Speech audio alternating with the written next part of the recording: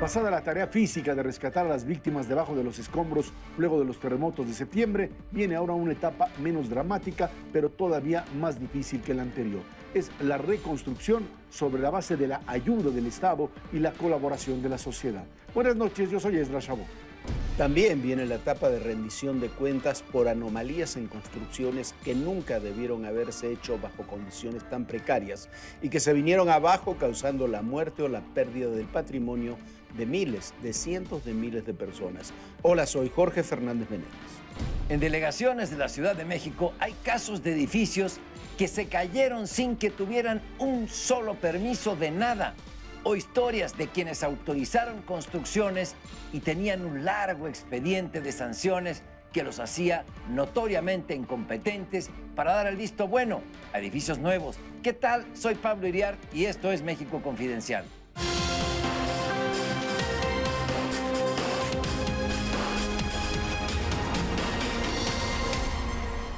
Se cayeron muchos edificios que no debieron haberse derrumbado y ante ello legisladores de la Asamblea Capitalina plantean endurecer las leyes de construcción.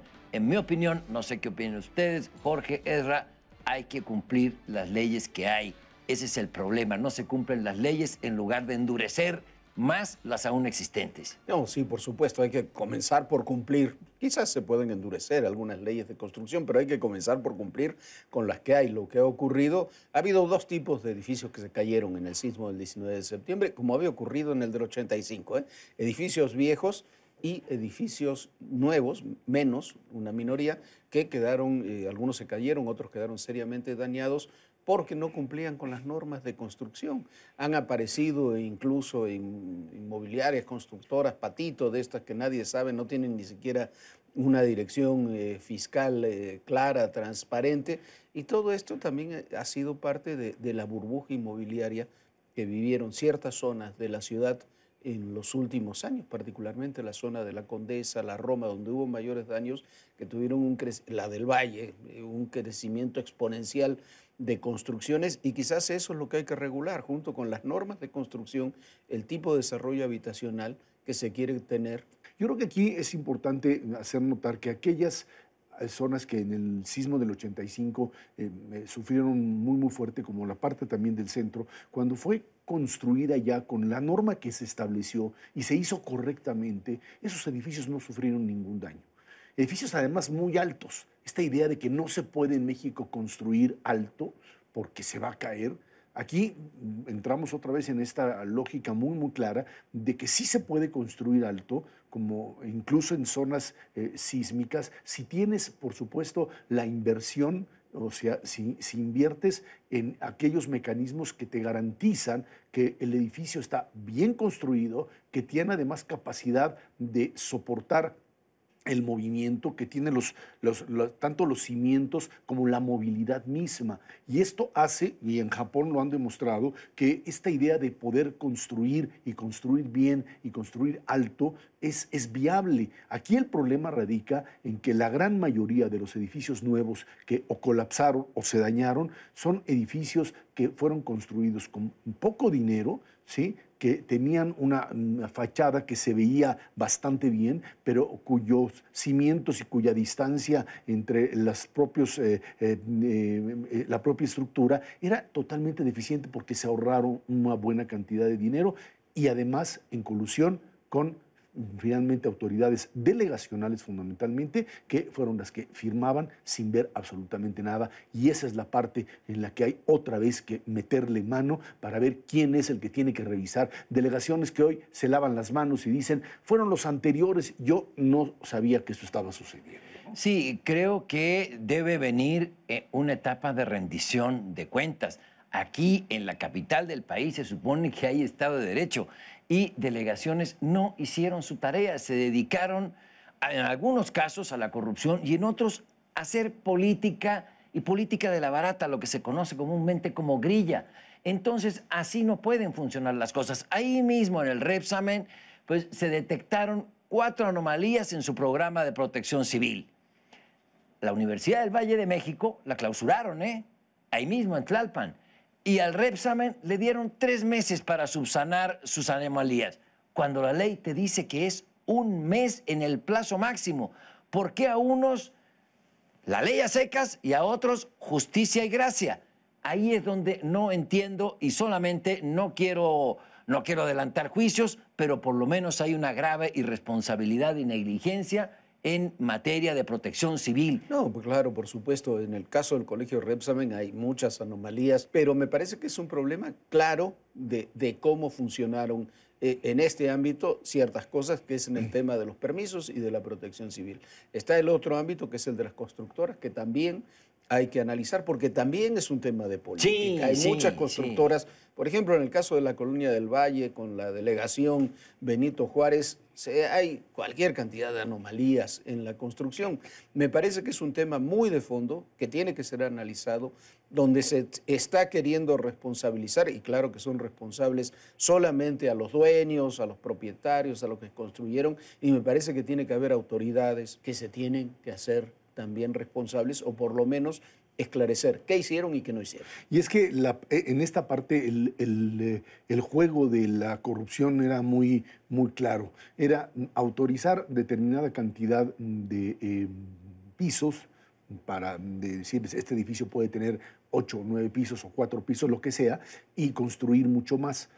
No es que esté mal construir más, pero no, aquí el juego es simple y sencillamente tener papeles que digan que vas a construir para 4 y finalmente construir para 10 y no hacerlo, o sea, no tener la inversión que requieren los 10. Y eso fue lo que sucede en una enorme cantidad de edificios de apartamentos casi nuevos, de 5 a 10 años, en donde por un lado está, por supuesto, este mecanismo de enriquecimiento de todos, porque además es una estafa a aquellos a los que le vendieron, y en donde el dinero que se hacen las constructoras y la delegación como el ente participante termina por convertir esto en una verdadera desgracia. Tiene que haber una corresponsabilidad en este momento. Si se quiere reconstruir esta ciudad, hay que entrarle, o en esas zonas tienes que entrarle a demoler edificios que no van a aguantar otro sismo como este, y que seguramente lo tendremos, quién sabe cuándo, pero lo tendremos. Y segundo, otra vez, entrar directamente al tema. Vas a construir alto, vas a construir con los pisos que se autorizan, tienes que tener la estructura para que lo soporte, y dejarse de tonterías de estar prohibiendo lo que finalmente luego autorizas con inversiones tan pequeñas que terminas generando corrupción. Sí, y creo que aquí estamos tocando un punto fundamental, lo señalaban ustedes dos, la responsabilidad de las constructoras privadas. O sea, sí, las autoridades tienen su parte de responsabilidad, y autoridades, corrupción en algunos casos, negligencia en otros, pero ¿y las constructoras privadas? Oye, ahora que se han quedado edificios prácticamente, bueno, inhabilitados o prácticamente inhabilitados, gente que había invertido su patrimonio en ellos, ¿qué va a hacer? ¿Que el gobierno les pague? No, las constructoras tienen que asumir su responsabilidad. No puede ser que con colusión con autoridades delegacionales, como ha ocurrido de manera escandalosa en lugares como Benito Juárez, por ejemplo, pues lleguen, construyan sin las normas adecuadas y se caigan los edificios. En Benito Juárez, uno de los edificios que se cayó, que ha sido de los más comentados, pues resulta que el que autorizó esa construcción mal hecha, sin los debidos cimientos, fue un funcionario que había estado inhabilitado en la administración anterior por enriquecimiento inexplicable, y lo rehabilitan políticamente porque es del grupo ganador y se pone a autorizar. A mí me parece tremendo lo que estamos viendo también de irresponsabilidad política. Los directores de obra.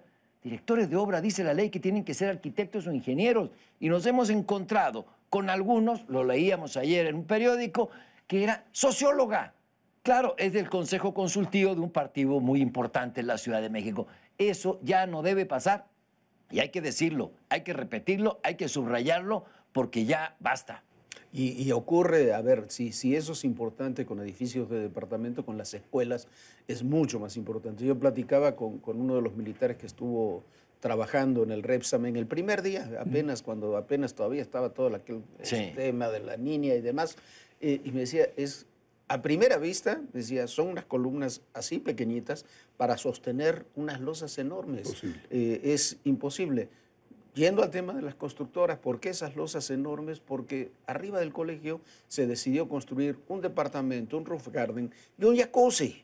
Entonces necesitabas grandes losas que evidentemente no iban a soportar. ¿Dónde están los constructores que hicieron eso? Porque esa es una responsabilidad de los constructores. ¿Dónde están las áreas de protección civil que tienen que revisar regularmente los colegios que no lo vieron?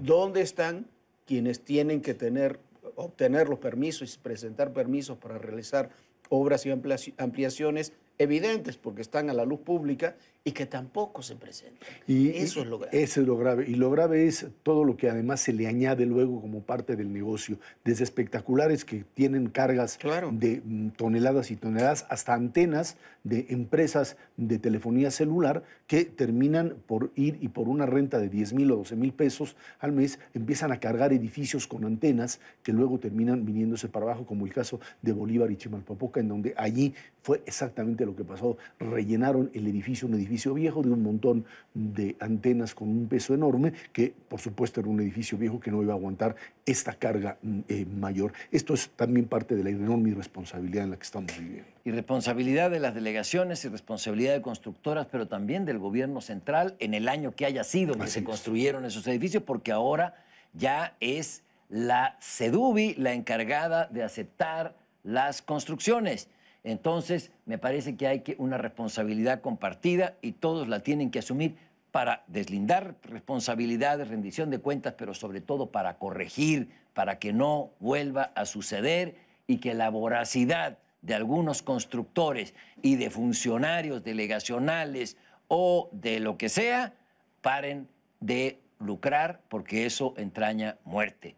O sea, la corrupción mata y la negligencia también. Sí, y ¿sabes qué? Decíamos para el resto del país, Oaxaca, Chiapas, Morelos, se necesita más que un plan de reconstrucción, un plan de desarrollo. Yo creo que para la Ciudad de México, que es una ciudad con muchas más potencialidades a veces de la que nosotros mismos creemos, se necesita un plan de desarrollo muy claro para la ciudad. Me preocupa profundamente que con las nuevas normas que vienen para la ciudad, el poder de las delegaciones será mucho mayor todavía que el que tienen. Las posibilidades de este tipo de negocios, de control centralizado será menor con la nueva estructura política que tendrá la ciudad, y no vayamos a tener una ciudad balcanizada donde cada delegación o cada zona de la ciudad tiene sus propias normas de acuerdo al partido o al funcionario que la dirige. Ese es un peligro. Necesitamos un plan de desarrollo integral para la ciudad que incluya todo el área metropolitana. Todo un tema para un programa nuevo. Jorge, Ezra, muchas gracias. Gracias a ustedes. México Confidencial.